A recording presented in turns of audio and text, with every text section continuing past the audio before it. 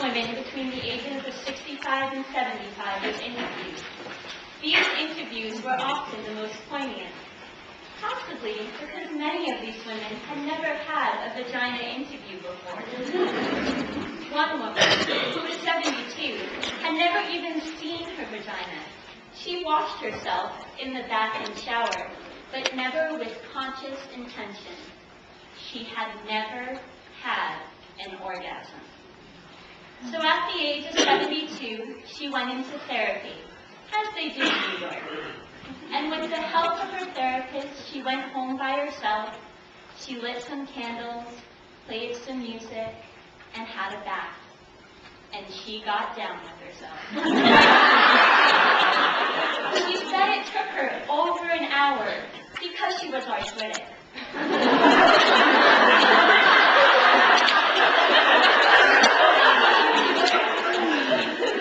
But she said when she finally found her clitoris, she cried. This monologue is for her. Down there? I haven't been down there since 1953. No, it has nothing to do with Eisenhower. No, it's a cellar down there. Very dark and clammy. You don't want to go down there, trust me. It's nauseating. Very suffocating. The smell of the mildew and the clamminess and everything.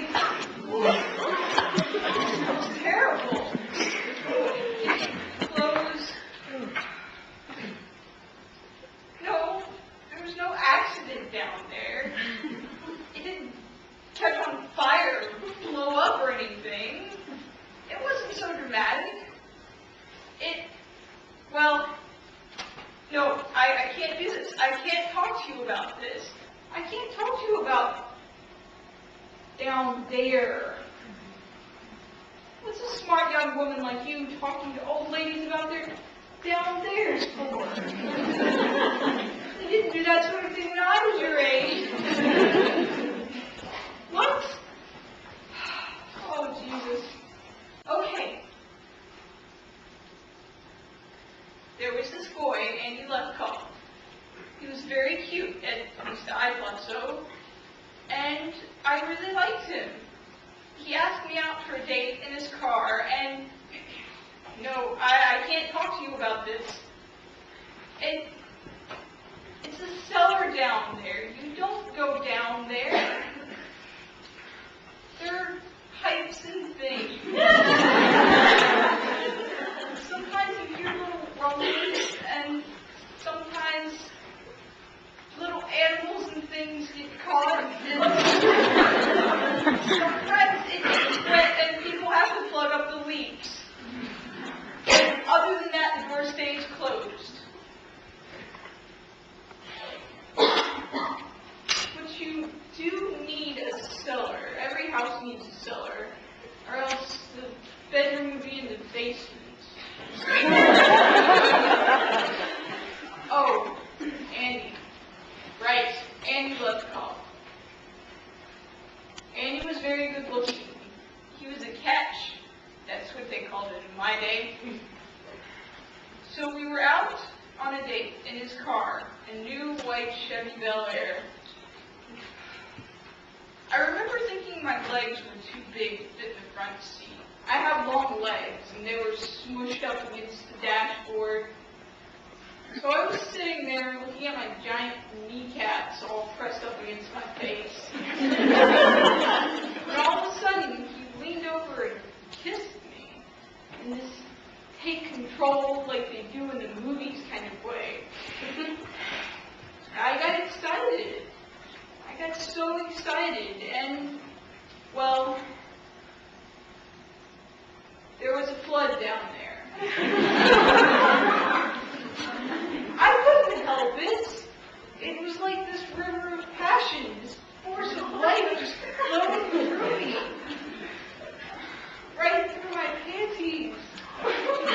Onto the seat of his new white Chevy Bel Air.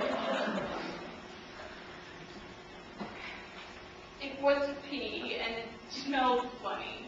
Well, frankly, I didn't smell anything. But Andy said it smelled like sour milk, and it was staining his seat. He called me a stinky weird girl.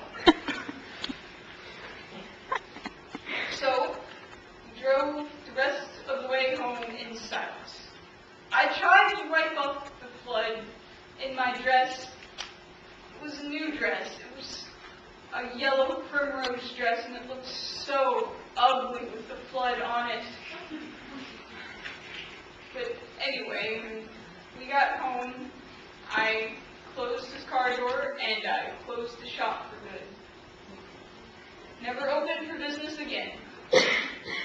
I dated some, but I never got close. I was too scared of the flood. I used to have these dreams. They were crazy. Oh, they were dopey. Why? Burt Reynolds. I don't know why. He never really did much for me in real life. In my dreams, it was always Bert and I. Bert and I. It was always the same general dream, too.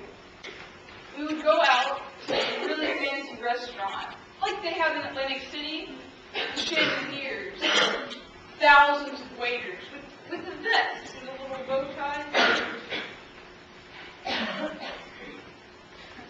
He'd give me a corsage, and I'd pin it to my blazer. We'd laugh.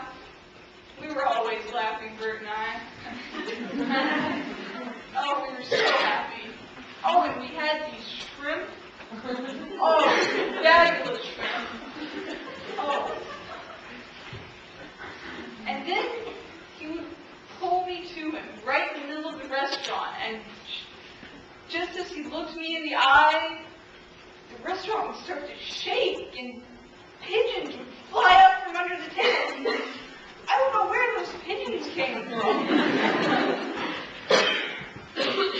And then the flood would come from me. It would just pour and pour, and Bert would stand there, looking horribly disappointed that I'd done it again. He would just stand there, waist deep in my flood, watching his friends, Steve Martin, like, just went by and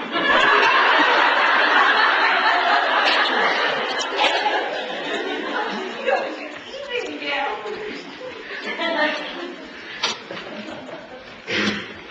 I don't have those dreams anymore. Not since they took out everything connected down there. Uterus, tubes, they took down the whole works. My doctor thought it was being funny. He said, if you don't use it, you lose it. Well, I actually found out it was cancer. They had to take away everything. But it's highly overrated. I don't think that. I have other interests. I love the dog shows. Oh, and I sell antiques. What would it, where? What kind of a question is that? It would wear a giant sign, closed due to flooding. What would it say? I told you it's not like that. It stopped being a thing that talked a long time ago. It's a place. It's a place you don't go. It's down there. Are you happy now? You've got an old lady to talk about her down there. Well, actually, you're the first person I've ever told that.